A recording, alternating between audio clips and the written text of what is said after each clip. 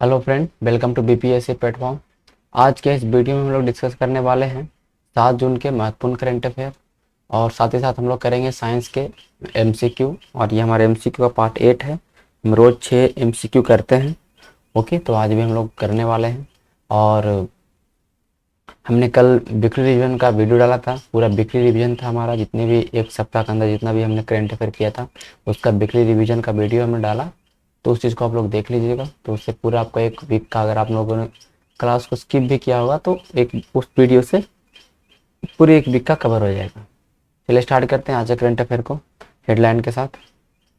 India largest power utility NTPC limited has become signatory of UN global compact CEO water mandate. देखिए, NTPC जुड़ा है किसके साथ? UN का ग्लोबल कॉम्पैक्ट है सीईओ वाटर मैंडेट को लेकर। ठीक है, इसके साथ एनटीपीसी ने सिग्नेटरी में साइन किया है, जुड़ा है। अब ये क्या है पहले हम समझेंगे। सीईओ वाटर मैंडेट एक तरह का लीग है, कंपनियों का एक तरह का समूह है, लीग है, जो कि फोकस कर रहे हैं किस पे? इफिशिएंट वाटर मैनेजमेंट पे। जल प्रबंधन कितने तरह से प्रभावी हो सके, कैसे प्रभावी हो सके, उस पर फोकस करना है ये लीग का। ठीक है, वाटर मैनेजमेंट को लेके। अभी एमडी और एनटीपीसी का देख लीजिए, चेयरमैन श्री गुरदीप सिंह। देखिए, एनटीपीसी ने क्या क्या अभी तक मेजर्स हैं वाटर कंजर्वेशन के लिए। वाटर कंजर्वेशन के लिए एनटीपीसी ने क्या क्या चीज़ें अभी तक की हैं उनके बारे में हमें समझना है। NTPC has taken several major across its plants location. ठीक है, जहाँ जहाँ एनटीपीसी का प्लांट है वहाँ पे वाटर मैनेजमेंट को लेकर एनटीपीसी ने बहुत सारे काम भी किए हैं। लेकिन अब ये फॉलो करेगा पॉलिसी 3R का। रीड्यूज करिए पानी को, कम इस्तेमाल करिए, रीयूज करिए पानी को, दोबारा इस्तेमाल करिए, एंड रिसाइकल करिए पानी का for water conservation and the management while generating power. कह रहा है कि एनटीपीसी अपने अपने प्लांट में जो जैसे कि बिजली उत्पादन जो कर रहा है पानी के माध्यम से, तो वहाँ पे पानी का किस तरह से मैनेजमेंट करना है, पानी को कैसे बचाना है, उसके लिए 3R पॉलिसी का इस्तेमाल करेगी। सीईओ वाटर मैंडेट क्या भाई? देखिए, ये यूएन का ग्लोबल कॉम्पैक्ट इनिशिएटिव है, यूनाइटेड नेशन का एक इनिशिएटिव है ग्लोबल। ठीक है, ध्यान रखिएगा, जिसमें डेमोन्स्ट्रेट करता है commitment and the effort of company. Company के प्रयासों को, कंपनी के कमिटमेंट को ये दिखाता है। To enhance their water and sanitation agenda, water और सैनिटेशन एजेंडा को लेके उन चीज़ों को दिखाता है in line with sustainable development goal, SDG goal के साथ चले। ठीक है, एसडीजी गोल क्या क्या है मैं अभी बताने वाला हूँ। कितने एसडीजी गोल हैं सबको बताने वाला हूँ इसके आगे वाला स्लाइड में। It has been designed to assist company in developing, implementing and disclosing comprehensive water strategy and the policy। ये डिजाइन किया गया इस तरह से कि जो कंपनियों को एक तरह के हेल्प मिले, असिस्ट मिले कि वो किस तरह से वाटर स्ट्रेटजी को लेके, जल प्रबंधन को लेके किस तरह से वो स्ट्रेटजी बनाए, किस तरह से पॉलिसी बनाए उस चीज़ को लेके। It provide a platform for company to link with like minded business, public authority, UN agency, civil society organisation, इन के साथ मतलब कंपनियों को लिंक किया जाएगा। आपको यही ध्यान रखना है कि एनटीपीसी साइन किया है global compact CEO water mandate किस चीज़ के लिए? तो focusing on efficient water management. ठीक है, आगे चलते हैं। आज के करंट अफेयर, आपका पहला करंट अफेयर है, ध्यान रखिएगा। हु हैज़ बिकम, मैं थोड़ा सा कलर ले लूँ। ओके, कह रहा हु has become first French novelist to win international Booker prize for his novel at night all blood is. देखिए, आपने सुना होगा बुकर प्राइज या मैन बुकर प्राइज, और यहाँ पर आपको दिख रहा है इंटरनेशनल बुकर प्राइज। दोनों अलग अलग है, इस चीज को ध्यान रखिएगा। दोनों को देने वाले एक ही होते हैं, एक ही संस्था देती है, बट दोनों अलग अलग है प्राइज। देखिए, इंटरनेशनल बुकर प्राइज, देखिए इंटरनेशनल बुकर प्राइज जो है, मैं थोड़ा सा ओके, इंटरनेशनल बुकर प्राइज जो है इसके बारे में जानिए। ये कोई भी लैंग्वेज में लिखा गया हो, कोई भी लैंग्वेज में लिखा गया हो उससे कोई मतलब नहीं, उसको ट्रांसलेट किया गया हो इंग्लिश में, ट्रांसलेट इनटू इंग्लिश, और पब्लिश किया गया हो इंग्लैंड में, पब्लिश किया हो गया हो उस बुक को, जिस बुक को सिलेक्ट किया जाएगा उसको इंग्लिश में ट्रांसलेट किया जाएगा और पूरे इंग्लैंड में पब्लिश होगा, वो बुक इंटरनेशनल बुकर प्राइज उसको मिलेगा। ठीक है, जो इस बार मिला है इंटरनेशनल बुकर प्राइज वो पहले फ्रेंच हैं, अभी तक किसी फ्रेंच को नहीं मिला था, पहले फ्रेंच नोबलिस्ट है, बट ये फ्रेंच सिंगलिज है, मतलब इट मीन कि सिनेगल जो जगह है, सिनेगल जो है कंट्री, तो वहाँ के फ्रेंच और सिनेगल दोनों जगह के हैं, ध्यान रखिएगा। ओके, नेटिव है सिनेगल के ये, तो फ्रेंच और सिनेगल के हैं, राइटर हैं। ओके, इनका किताब है all night all blood as, इसके लिए इनको बुक इनको मिला है। इनका नाम ध्यान रखिए, डेविड डियोप, डेविड डियोप। मैं कल थोड़ा सा कलर चेंज कर दूंगा, मुझे आई थिंक सही नहीं लग रहा। ठीक है, डेविड डियोप, डेविड डियोप। अच्छा, डुगलस स्टार्ट कौन है? देखिए, डुगलस स्टार्ट के बारे में ध्यान रखिए, इनको बुकर प्राइज मिला था 2020 के लिए, Booker prize, only Booker. Isaac हरगोज क्या है? इजराइल के प्रेसिडेंट है, नया इजराइल के न्यू प्रेसिडेंट है। अन्ना मोस्टोवैकिस क्या है? इन्होंने इसी बुक को ट्रांसलेट किया है। तो पैसा जो मिलता है प्राइज में ना, वो ट्रांसलेट करने के वाले को भी मिलता है, तो बटता है, और जिनका बुक है उनको भी मिलता है, ध्यान रखिएगा। अच्छा, ये इन द बुकर प्राइज क्या है? अभी तो मैंने बताया आपको द बुकर प्राइज, तो मुझे बताना पड़ेगा ना। देखिए, ये तो बुकर प्राइज है भैया, इसका नाम पहले अलग अलग था। क्या नाम था? बुक प्राइज फॉर फिक्शन पहले था, मैं लिख दूं, बुक प्राइज फॉर फिक्शन। 1969 से स्टार्ट हुआ था ना, तब से लेकर 2002 तक, सॉरी 2001 तक इसका नाम यही चला। फिर 2001 से लेके अब तक जो इसका नाम है वो है मैन बुकर प्राइज या Booker prize, Man Booker prize या बुकर प्राइज। ध्यान रखें, तो मैन बुकर प्राइज किसको मिलता है? ये है ना, इंग्लिश में ही लिखा गया और यूके में पब्लिश किया हुआ, देख सकते हैं ना, best novel of the year written in English and publish in the UK और आयरलैंड। ठीक है, ये ध्यान रखिए, प्रेजेंट किया था बुकर एमसी कॉर्नेल लिमिटेड के द्वारा, मैन ग्रुप के द्वारा। ये महत्वपूर्ण नहीं है, इसमें राशि है 50,000 यूरो। ठीक है, तो मैन बुकर प्राइज किसको मिला आपने समझ लिया। इसमें जो दो ऑप्शन से मैंने सिखाया आपको, इसाक हरगोज के बारे में मैंने बताया, इसे मिला है न्यू प्रेसिडेंट है इसराइल का। ठीक है, तो ये महत्वपूर्ण था, मैंने आपको बताया। आगे चलते हैं, देख सकते हैं इन्हीं के बारे में, डेविड डियोप के बारे में, पहले नोबलिस्ट बन चुके हैं जिन्होंने ये पुरस्कार को हासिल किया है भैया। ओके, ध्यान रखिएगा। ओके, इंटरनेशनल बुकर प्राइज को हासिल करने वाले पहले फ्रेंच बने चुके हैं। ओके, इनका किताब को ट्रांसलेट करने वाले आप देख सकते हैं, ये हैं, इनका नाम अब मैंने बताया, अन्ना मोस्टावोकिस हैं, जिनको 50,000 का अमाउंट है जो दोनों के बीच में बट जाएगा। ठीक है, ये देखिए 2018 में पब्लिश हुआ था, इसका फ्रेंच का में नाम क्या था किताब का? फरेरे डी में। ठीक है, सोल ब्रदर। ठीक है, अभी इंग्लिश में कन्वर्ट हुआ तो क्या इसका नाम पड़ गया आप देख सकते हो। ठीक है, ओके, अब देख सकते हैं, हाँ, इट इज साउंड फरेरे डी आर्म्स और द ब्रदर इन आर्म्स। ठीक है, ये मतलब इसका नाम है, बट इसका भी जो नाम अभी याद रखना आपको, all night all blood is black, all night all blood is black. ठीक है, देख सकते हैं सिनेगल के रहने वाले हैं, लेकिन फ्रेंच भी है। ठीक है, आगे चलते हैं हम लोग। सेकंड क्वेश्चन आपका है, FIH के अनुसार, FIH जो रैंकिंग जारी किया है, इसके अकॉर्डिंग आपसे पूछ रहा है कि कौन सा इंडिया का कौन सा रैंक आया? FIH फेडरेशन ऑफ हॉकी जो है, बताइएगा कि कौन है जो जिनको फर्स्ट रैंक मिला है और कौन इंडिया को कौन सा रैंक मिला, ये आपको बताना है। ठीक है, हॉकी पूरी टीम को। देखिए FIH की बात करते हैं, मैं आपको दिखा दूं। देखिए ये FIH है, इसका हेड क्वार्टर है लौसाने में, प्रेसिडेंट है लियार्डो निगरे और डॉक्टर नरेंद्र बत्रा। महत्वपूर्ण कौन है? डॉक्टर नरेंद्र बत्रा। क्यों महत्वपूर्ण है? क्योंकि ये इंडिया के हैं और इन्हें अभी मई में ही इन्हें प्रेसिडेंट बनाएगा FIH का। इंडियन है, दोबारा री इलेक्ट हुए। ठीक है, डॉक्टर नरेंद्र ध्रुव बत्रा दोबारा प्रेसिडेंट री इलेक्टेड हुए हैं। ध्यान रखिए, FIH के हॉकी के। ठीक है, ध्यान रखिएगा। ठीक है, इसका हेडक्वार्टर कहाँ है? Lausanne Switzerland. आपको याद क्या करना है?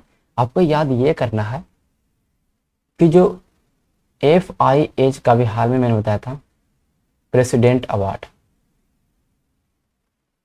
FIH का प्रेसिडेंट अवार्ड मिला था अभी हाल में ही भी कार्तिक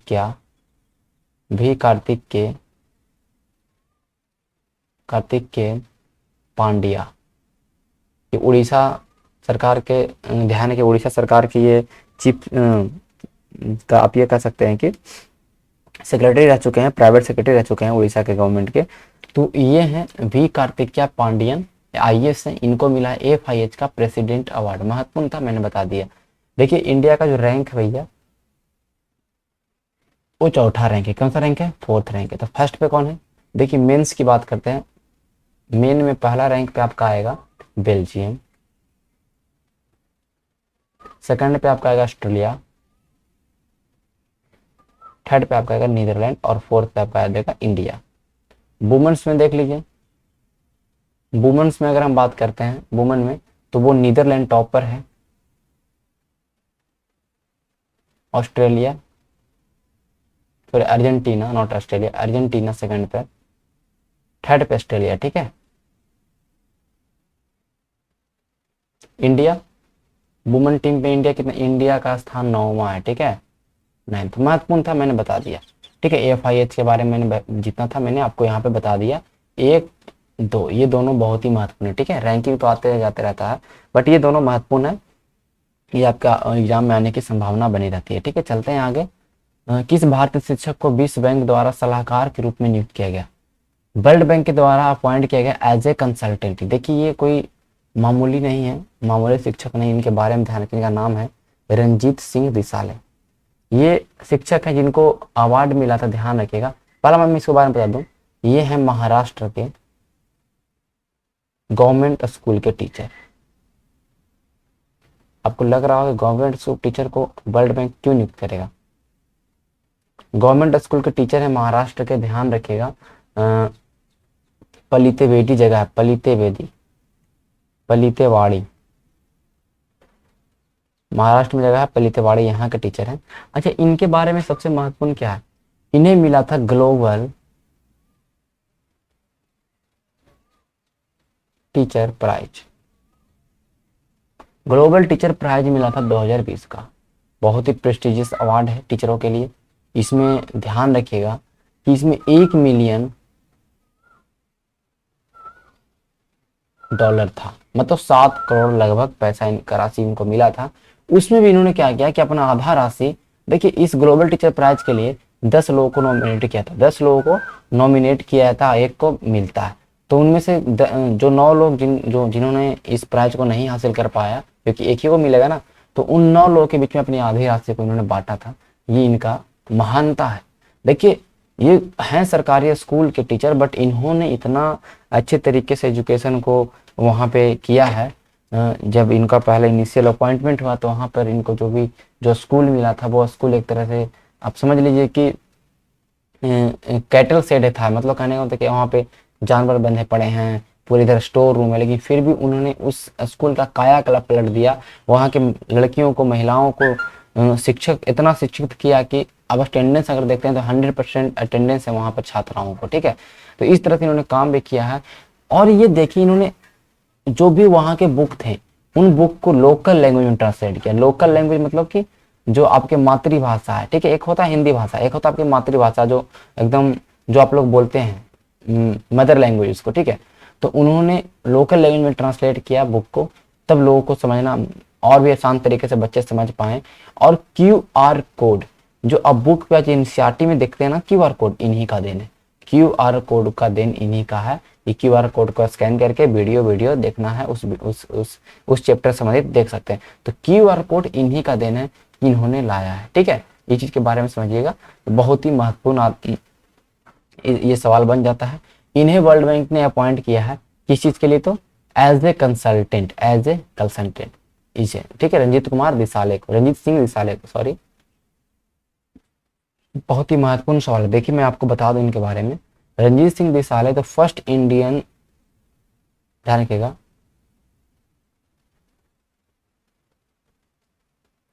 रंजीत सिंह रिसाले the first Indian teacher to receive global teacher award. तो ये था ही, इन्हें अपॉइंट किया गया वर्ल्ड बैंक का कंसल्टेंट के रूप में, ठीक है, एडू कंसल्टेंट, एजुकेशन कंसल्टेंट, 2021 से लेकर 2024 तक रहे कंसल्टेंट। वर्ल्ड बैंक ने एक प्रोग्राम को लॉन्च किया था called global coach to improve the quality of in service training for teacher around the world, ठीक है, टीचरों के इन सर्विस ट्रेनिंग है उनको क्वालिटी को इम्प्रूव करने के लिए किया गया था। ऑब्जेक्टिव क्या है, increase the level of educational attainment of the children around the world and to develop leadership quality in children in teacher through the training. टीचरों में लीडरशिप क्वालिटी डेवलप किया जाए, बच्चों को एजुकेशनल अटेनमेंट दिया जाए, ठीक है। इस गोल को अचीव करने के लिए 12 इंडिविजुअल पूरे वर्ल्ड सेलेक्ट किए गए हैं एज ए कंसल्टेंट के रूप में, तो इंडिया के भी इनका भी नाम है, ओके, ध्यान रखिएगा। देखिए इनके नाम पे इटली में स्कॉलरशिप भी दिया गया, ठीक है, इनके नाम का स्कॉलरशिप इटली के स्टूडेंट को मिलना हुआ, तो ये बहुत ही एक तरह से आप देख सकते हो कि प्रतिष्ठित आदमी है, ओके, तो आपको जानना चाहिए। कह रहा है कि बीच स्टेट हैज टॉप, ध्यान रखिएगा, मैं आपको बता दूं इसके बारे में। नीति आयोग का जो एसडीजी इंडेक्स आया है उसमें किस स्टेट ने टॉप किया, तीसरा एडिशन आया है नीति आयोग का, कि कौन सा सेल्फ डेवलपमेंट गोल को सही से कर रहा है, कौन स्टेट इस चीज को सही से कर रहा है, उसमें टॉप पे आया भैया केरला। बताने की जरूरत नहीं है, टॉप पे आने वाले हैं जो आपके हैं राज्य हैं वो हैं केरला, ठीक है, कौन है, केरला, ध्यान रखिएगा। टॉप पे आने वाला राज्य है वो है केरला। एसडीजी में इन्होंने जो भी एसडीजी का लक्ष्य है उसको बहुत अच्छे तरीके से किया है। टॉप 5 पोजीशन देख सकते हैं, केरला है, सेकंड पे हिमाचल प्रदेश तमिलनाडु है, आंध्रा गोवा सिक्किम महाराष्ट्र, सबसे नीचे स्थान पे आपका बिहार है, देख सकते हैं बहुत ही खराब स्थिति है, फिर झारखंड सेकंड टॉप पे, थर्ड लास्ट पे आपका आसाम है। ये सारे महत्वपूर्ण है, ध्यान रखिएगा, टॉप और फर्स्ट हो जाए रखना आपको। 75 स्कोर के साथ केरला टॉप पे है, 1 से 100 तक दिया था उसको, जो 100 ले, जिसको 100 पॉइंट मिल जाएगा वो हो जाएगा अचीवर, मीन्स वो उसको कोई भी जरूरत नहीं, उसने सारे एसडीजी गोल को सही तरीके से किया। सेल्फ डेवलपमेंट गोल क्या है ये समझिएगा। ये नीति आयोग यूएन के साथ मिलके इस इंडेक्स को रिलीज करता है, ध्यान रखिएगा। अच्छा, केरला के बारे में समझ लीजिए। केरला में मुल्ले पेरियार डैम है, इडुक्की डैम है, काकी डैम है। केरला में कुछ नेशनल पार्क है, Anamudi 16, Mathikettan 16 park, Pampadum 16 park, Periyar national park, ये सारे केरला के पार्क हैं, आपको ध्यान रखना है। केरला के गवर्नर है आरिफ मोहम्मद खान। चीफ मिनिस्टर नया बने अभी हाल में पिनरई विजयन। लेजिस्लेचर वहाँ पे यूनिकैमरल है, तिरुवनंतपुरम। नॉलेज मिशन केरला में स्टार्ट किया गया, ये भी आपके लिए महत्वपूर्ण है, ठीक है। तो जितने भी चीज महत्वपूर्ण है केरला ने हाल में स्टार्टिंग किया है वो सब आपको याद होना चाहिए, ठीक है। केरला में किचन अभी स्टार्ट किया, ठीक है, किचन स्कीम केरला में स्टार्ट किया गया है, तो भी आपको याद रखना है कि लोन मिलेगा महिलाओं को अपने किचन को रिफर्बिश करने के लिए। जितने भी सवाल हैं केरला से वो सब आपको याद रखने हैं, ठीक है। अभी चलते हैं हम आगे एसडीजी गोल के बारे में समझते हैं कि भाई ये कैसे रैंकिंग होता है। देखिए यूएन के द्वारा जो हमारा एसडीजी गोल है, सेल्फ डेवलपमेंट गोल, जो लक्ष्य रखा गया 17 सेल्फ डेवलपमेंट गोल है, 17। एक में है कि भाई पॉवर्टी, नो पॉवर्टी मतलब गरीबी नहीं होना चाहिए, दूसरा में है कि भूखा नहीं होना चाहिए, तीसरा में है गुड हेल्थ, ठीक है, 4th नंबर पर है क्वालिटी एजुकेशन, 5 पे है जेंडर क्वालिटी और 6 पे है क्लीन वाटर सैनिटेशन। देखिए पहला क्या भैया, गरीबी। गरीबी को कर दें खत्म, कब, जब भूख मिट जाएगा, तो जब कोई लोग भूखा नहीं रहेगा तभी ना गरीबी खत्म होगा। और जब गरीबी खत्म हो चुका है, लोग भूखे नहीं है, तो लोगों का स्वास्थ्य अच्छा तो होगा, कंफर्म होगा। और लोगों का स्वास्थ्य अच्छा हो गया तो पैसा सब कुछ आ ही गया, तो लोग कहीं ना कहीं क्वालिटी एजुकेशन शिक्षा देंगे अपने बच्चों को। अब लोगों में शिक्षा डेवलप होगा तो जेंडर इक्वालिटी को देखेंगे कि नहीं, महिला भी समान है, पुरुष भी समान है, लड़का लड़कियां दोनों में कोई भेदभाव नहीं, तो जेंडर इक्वालिटी जो लैंगिक समानता है उसको देखेंगे, लैंगिक समानता को देखेंगे।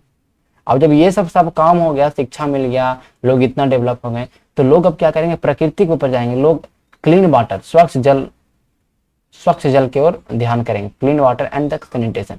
देखिए लोग मैं बोल रहा हूँ, लेकिन ये ट्रिक में याद करवा रहा हूँ, लेकिन ये है लक्ष्य कि एसडीजी गोल 6 में है कि पूरे वर्ल्ड में क्लीन वाटर सैनिटेशन सबको मिले। अब हमने पानी को साफ किया तो हमने क्या किया, एनर्जी को भी साफ किया, क्लीन एनर्जी, स्वस्थ या स्वच्छ ऊर्जा। अब सारा पानी भी साफ कर दिए, एनर्जी भी साफ कर दिए, तो 8वां नंबर पर है कि decent work and economic growth, आर्थिक ग्रोथ बढ़ाओ, ठीक है, आर्थिक ग्रोथ को बढ़ाओ। 9वां में है ग्रोथ कब होगा, जब इंडस्ट्री को इनोवेशन करोगे। जितनी भी आपकी इंडस्ट्री हैं, जितनी भी इंडस्ट्री हैं उनको नवाचार करो, उनको उनमें नए नए टेक्नोलॉजी लाओ, उनके इंफ्रास्ट्रक्चर को डेवलप करो, तभी डेवलप होगा ना। ओके, इस तरह से अब इस तरह से इतना काम होगा तो रिड्यूस इनइक्वालिटी, जितनी भी असमानताएं सब खत्म कर दो, सब खत्म कर दो, सब हो जाएगा। तो sustainable city and the community develop करो। कैसा? सतत शहर और समुदाय बनाओ।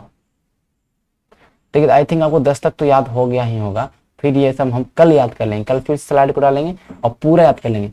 पहले गरीबी खत्म करेंगे, तो गरीबी खत्म करेंगे तो लोगों के पास पैसा आएगा, तो लोग भूखे नहीं रहेंगे, भूखे लोग नहीं रहेंगे तो लोग स्वस्थ रहेंगे, स्वस्थ रहेंगे लोग तो फिर बच्चों को पढ़ाना स्टार्ट करेंगे, पढ़ाना स्टार्ट करेंगे तो बच्चों तो लोगों के बीच में एजुकेशन आएगा, तो जेंडर इक्वलिटी खत्म होगा। इस तरह से खत्म होगा। पहले पानी साफ करेंगे, फिर ऊर्जा स्वास्थ्य मिलेगा, फिर आर्थिक वृद्धि होगा, फिर इंडस्ट्रियों में नवाचार होगा, फिर असमानताएं कमेगी, तो सतत शहर का विकास होगा और सतत कम्युनिटी बनेगी। ठीक है, इतना मैंने आपको याद करवा दिया। एसडीजी गोल बार बार एग्जाम में आता है, एसडीजी 1, एसडीजी 5 कौन, एसडीजी 6 कौन है, तो याद कर लिएगा एसडीजी 1 कौन, एसडीजी 5 कौन। ठीक है, देखिए एसडीजी 5 को हम याद करवा देंगे। एसडीजी 5, 5 अंगुल आपका अंगुली में, आपके हाथ में कितने उंगली होते हैं? 5 अंगुली, पांचों कर दो बराबर, तो जेंडर इक्वलिटी। समझ रहे बात को? ये इस तरह से आपका याद हो सकता है। चलते हैं आगे नेक्स्ट सवाल की ओर। देखिए हाँ, उसी का index for sustainable development goal evaluate progress of a state and union territory. देखिए यूनियन टेरिटरी और स्टेट किस तरह से प्रोग्रेस कर रही है हेल्थ के मामले में, इकोनॉमिक ग्रोथ के मामले में, वही अपने गोल जो एसडीजी गोल था उसके मामले में कितना डेवलप कर रही है, कितना काम कर रही है, उसके अकॉर्डिंग फर्स्ट लॉन्च इन 2018 में लॉन्च हुआ था और ये तीसरा इंडेक्स है, ध्यान रखिएगा। ओके, चलिए इसमें 1 से 100 तक, 0 से 100 तक रैंकिंग किया जाता है और ध्यान रखिएगा जिसने 0 से 49 तक लाएगा वो एस्पायरेंट कहलाता है, 50 से 64 तक परफॉर्मर कहलाता है और फ्रंट रनर 65 से 99 तक के और अचीवर 100%। ठीक है, तो अभी सारे फ्रंट रनर में हैं और बिहार और जैसा स्टेट परफॉर्मर में है, स्पिरिट में कोई भी नहीं। ठीक है, स्पिरिट में कोई भी नहीं। देखिए नो पॉवर्टी में तमिलनाडु बहुत अच्छा काम किया है कि उसने SDG goal number 1, good health SDG goal number 2 में केरला किया है, स्वास्थ्य में स्टेज 3 में कौन किया? गुजरात किया है। क्वालिटी एजुकेशन में किसने किया भैया?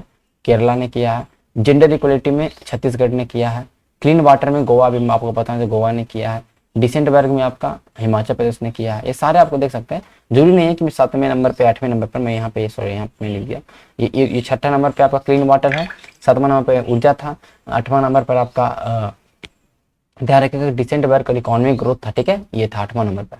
ये सारे हैं, ये 9वां नंबर पे, ये 10वां नंबर पे है, इनोवेशन वाला 10वां नंबर पर है, सॉरी 10वां पे इनइक्वलिटी को रिड्यूस करना है, ये 9वां नंबर पर है। ये सारे आपको याद कर लेना है एक बार। ठीक है, ध्यान रखिएगा। तो कौन कौन से स्टेट ने किस क्षेत्र में किया ये आपको जरूर महत्वपूर्ण नहीं है, बट याद रखना टॉप पर कौन आया, लास्ट पे कौन आया भैया, कौन जारी करता है। ठीक है, ये आपको बस याद रखना है, ये इतना इनफ है। ठीक है, ये इतना आपका इनफ है। देखिए 5 और 5 में क्या है? Gender equality. 10 में क्या है? Reduce inequality. ये दोनों अंगुली, दोनों हाथ को लेकर 10 अंगुली हुआ, 10 अंगुली मतलब दोनों की इनइक्वलिटी, दोनों में समानताएं लाए। 5 और 10 तो याद हो गया होगा, एटलीस्ट मैंने आपको यहाँ तक 10 तक आपको मैंने याद करवा दिया। ठीक है, 10 तक आपका याद रहेगा, नो डाउट, 10 तक कोई भी हाल में देगा। बस 7 और याद रखना, याद कर लेंगे हम लोग कभी। कह रहा कि किसने लॉन्च किया यूनटेब स्कीम? मैंने कल बताया था यूनटेब स्कीम क्या है।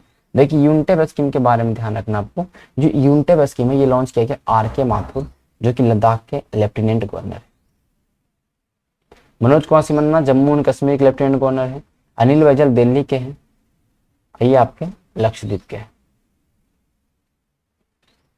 इन्होंने यूनटेब स्कीम को लॉन्च किया कि जो भी स्टूडेंट होंगे उनको टैबलेट बांटा जाएगा। क्या बांटा जाएगा?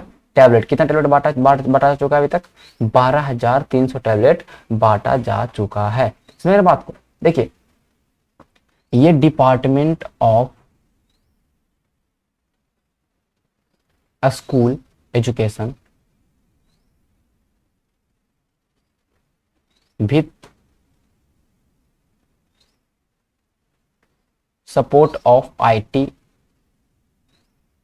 डेवलपमेंट। ठीक है, इनके सपोर्ट के साथ, इनके हेल्प से ये चीज को लॉन्च किया गया। ध्यान रखिएगा क्या किया गया है, आपको ये ध्यान रखना है कि जो भी स्टूडेंट है उनको टैबलेट दिया जाएगा। और ये टैबलेट में पहले से प्री अपलोडेड रहेंगे कंटेंट, प्री अपलोडेड कंटेंट रहेंगे, मतलब उसमें वीडियो है, मटेरियल है, पीडीएफ है, सब कुछ रहेगा। लोग उसके थ्रू, लड़के बच्चे लोग उसके थ्रू पढ़ेंगे, ठीक है। यून टैब स्कीम, यून टैब स्कीम, ये आपको ध्यान रखना है, ठीक है। तो देखिए ये 6 टू 12th क्लास के बच्चों के लिए, 6 टू 12th क्लास के बच्चों के लिए ध्यान रखिएगा, 6 टू 12th क्लास के बच्चों के लिए। अच्छा ये देखिए एक अभी हाल में ही स्कीम लॉन्च किया गया है, आप उनके द्वारा ही ध्यान रखिएगा, रेवा स्कीम, महत्वपूर्ण था, मैंने बता दिया आपको। रेवा स्कीम पूरा नाम आप ध्यान, Rewa lieutenant governor student supportive initiative है। बट ध्यान रखिए रेवा स्कीम है ना, कि जो नीट का प्रिपरेशन करते हैं बच्चे, जो जेई का प्रिपरेशन करते हैं बच्चे, जो सीलेट पीजी यूजी का प्रिपरेशन करते हैं बच्चे, जो एनडी का प्रिपरेशन करते हैं, इनका जो भी एस्पिरेंट है, जो भी प्रिपरेशन करते हैं, उनको दिया जाएगा भैया पैसा, उनको दिया जाएगा स्कॉलरशिप। स्कॉलरशिप क्या मतलब, ये समझिए कि उनको पैसा दिया जाएगा पढ़ने के लिए, ठीक है। उनको सिलेक्ट किया जाएगा, कौन कौन सा बच्चे इस नीट का प्रिपरेशन करते हैं, सिलेक्ट कर लिया जाएगा।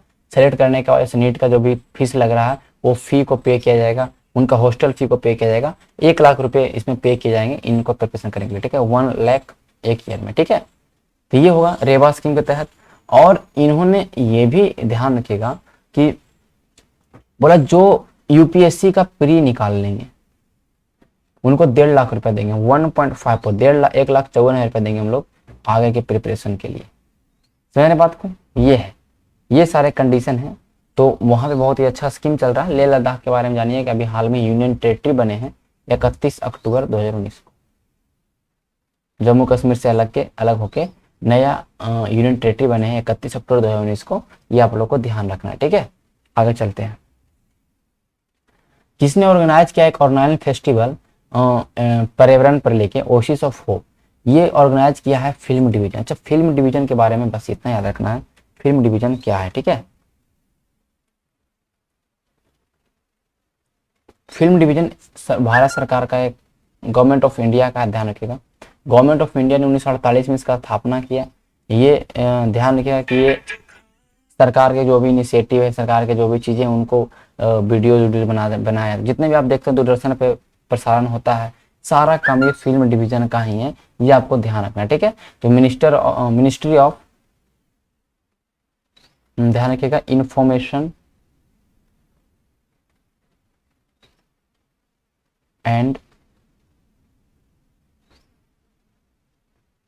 ब्रॉडकास्टिंग, ठीक है, मिनिस्ट्री, ठीक है। Ministry of information and broadcasting जो मिनिस्ट्री है, इसके अंदर में आता है। 1948 में इसका स्थापना हुआ था मुंबई में। इसका काम है जो भी सरकार के जो भी हैं उनके लिए, उनका वीडियो बनाना, उन चीज के लिए कुछ भी चीजें बनाना। तो ये ओसिस ऑफ होप एक फेस्टिवल आयोजित किया है, उसमें दिखाया जाए किस तरह से हम इन्वायरमेंट को बचा सकते हैं, किस तरह से इन्वायरमेंट को हम एक अच्छे तरीके से कर सकते, सस्टेन कर सकते हैं, इस तरह की चीजों को इसमें दिखाया जाएगा, ठीक है। फिल्म डिवीजन के अंदर देखिए, फिल्म डिवीजन के अंदर हम ध्यान रखेंगे, ये 5 से 6 जून तक चला है, ध्यान रखिएगा। आगे चलते हैं, 5 से 6 दिन तक चलेगा, ध्यान रखिएगा।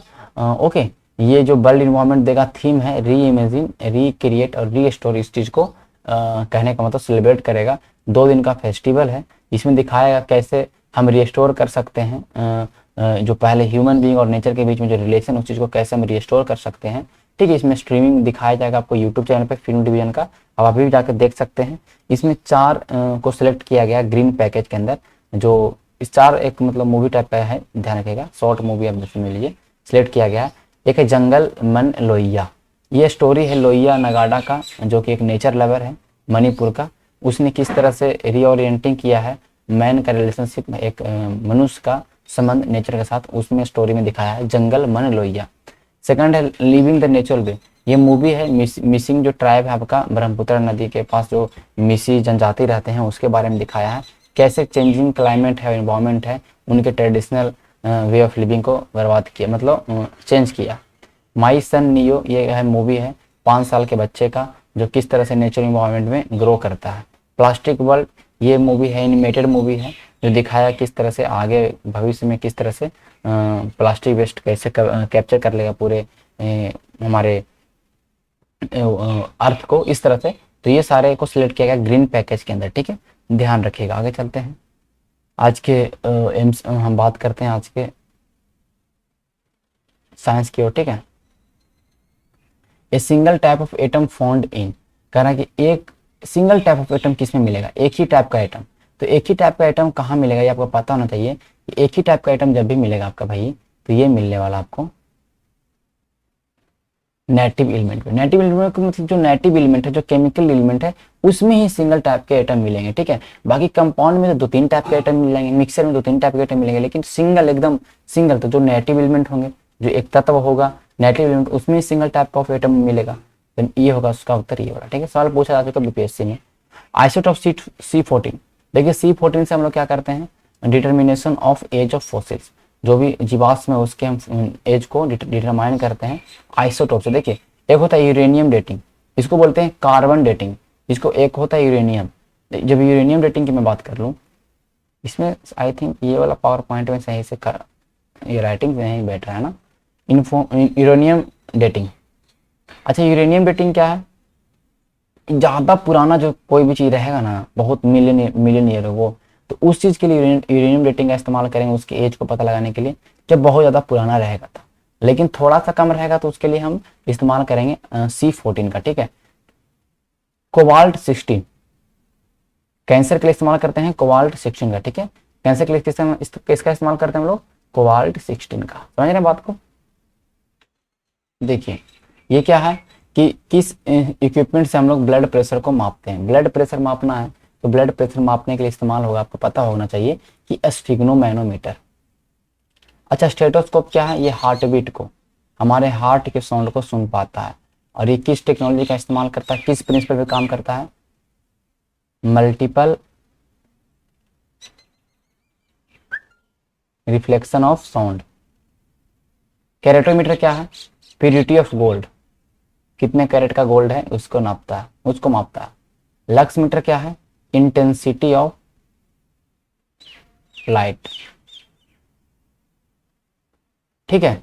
अब देखिए इसमें कौन गलत है, odometer distance cover by motor wheel, जो आपको गाड़ी में लगा रहता है जो मीटर, जिससे आपको दिखाता है कितना दूरी किलोमीटर चला, वो होता है ओडोमीटर। सही बात है। ओंडोमीटर से क्या होता है, ओंडो है ये frequency of electromagnetic wave, ondometer. Audiometer सही है, साउंड इंटेंसिटी को करता है, लेकिन अमीटर है जो इलेक्ट्रिक करेंट को करता है, नॉट इलेक्ट्रिक पावर। तो इलेक्ट्रिक पावर कौन करता है, इलेक्ट्रिक पावर को कौन करता है भैया, आपका वाट मीटर। समझ रहे बात को, ये हो गया। आगे चलते हैं। आज का थोड़ा छोटा हमारा वीडियो है, क्योंकि आज हमने देखा हमने छः ही MCQ रखा है, आपके करंट अफेयर को रखा है। कह रहा है which of the flowing group does whale, whale किस समूह से बिलोंग करता है। व्हेल आपका पता होना चाहिए कि मैमल है, व्हेल एक स्तनधारी है, ये अपने बेबी को बर्थ देता है और ये अपने बेबी को फीड करता है मिल्क के द्वारा, ठीक है। मेमोरी ग्लैंड इसमें होता है, इसलिए ये मैमल है, ठीक है। व्हेल एक क्या है, मैमल, इस चीज को आप लोग ध्यान रखिएगा, ठीक है। कभी भी व्हेल वीवो पैरस है, ठीक है। मैंने क्या लगा तो ओबी पैरस और वीवे पैरस। वीवे पैरस क्या होता है, जो बच्चे को जन्म दे। ओबी पैरस में तो ओ मतलब ओ से अंडा, अंडे को दे, वो होता है ओबी पैरस, ठीक है, ध्यान रखिएगा। पिताशय किसमें नहीं होता, पिताशय मतलब गॉल ब्लैडर, जहाँ पे वाइल जूस स्टोर हो, जहाँ पे वाइल जूस स्टोर हो उसको बोलते हैं गॉल ब्लैडर, ठीक है। तो किसमें नहीं होता, रैट में नहीं होता, ठीक है। बाकी सब में गॉल ब्लैडर होता है, मनुष्यों में भी होता है, रैट में नहीं होता है, ठीक है। हमारे मनुष्य में कहाँ पे होता है, तो लीवर के नीचे, लीवर के नीचे बीनीथ द लीवर आपको गॉल ब्लैडर मिलेगा मनुष्य के अंदर, ठीक है, गॉल ब्लैडर। समझ रहे बात को। चलते हैं तो आज का MCQ को, आज के हम अपने करंट अफेयर को यहीं पे समाप्त करते हैं। मिलेंगे कल के करंट अफेयर में। आज जो करंट अफेयर में हमने बहुत ही कम इन्फॉर्मेशन को कवर किया है बेसिकली, ओके, बट फिर भी हमने जो भी महत्वपूर्ण सवाल था हमने किया है, ओके। जितना सवाल बनता है करंट अफेयर का महत्वपूर्ण, हम उतना का ही करते हैं, ज़्यादा नहीं करते हैं। मिलेंगे कल के सेशन में, तब तक के लिए धन्यवाद।